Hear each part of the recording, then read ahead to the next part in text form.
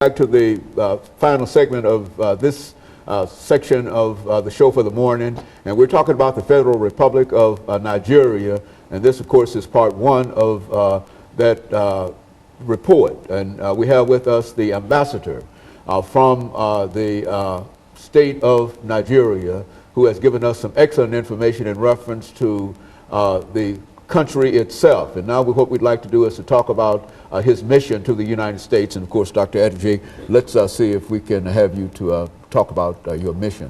Well, my mission to the United States is not different from that typical of ambassadors.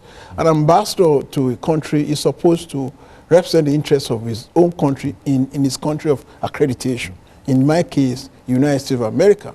And I'm expected to promote good relations between my country and the United States, be it in areas of commerce, in areas of culture, in areas of diplomacy, and also to, because we are a developing country and the U.S. is the most powerful nation in the world, most endowed, to see the way in which I can relate to the United States government in a way to help achieve our developmental aspirations. To start with, there are quite a number of I always say there's a commonality and a conviviality of interest between Nigeria and the United States. First, the United States is the country where you have the largest concentration of Nigerians outside Nigeria. And Nigeria as a country is of strategic interest to the United States. First, with a population of 150 million, 1 out of every 5 Africans is in Nigeria. 1 out of every 9 black persons in the world is in Nigeria. And Nigeria is the 4th largest supplier of crude oil to the United States.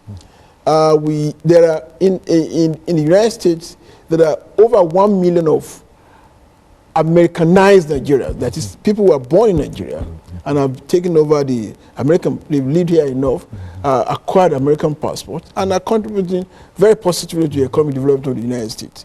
So there is that community of interest. And I do know that in the United States officials recognize the strategic importance of Nigeria, because with that kind of population, that kind of strategic importance, and the U.S.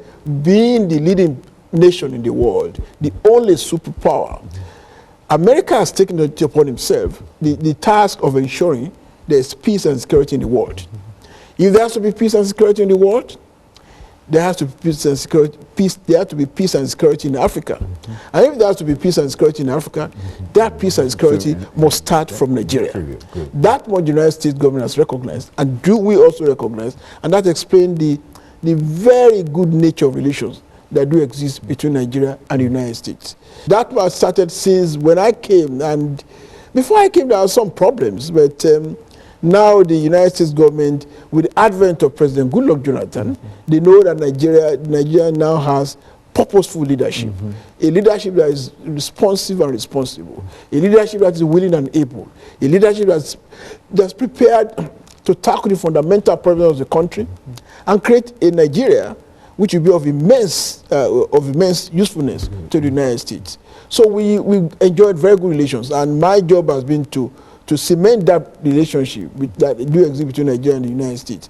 Also, even in our strategic and foreign policy objectives, there's a mutuality of interest.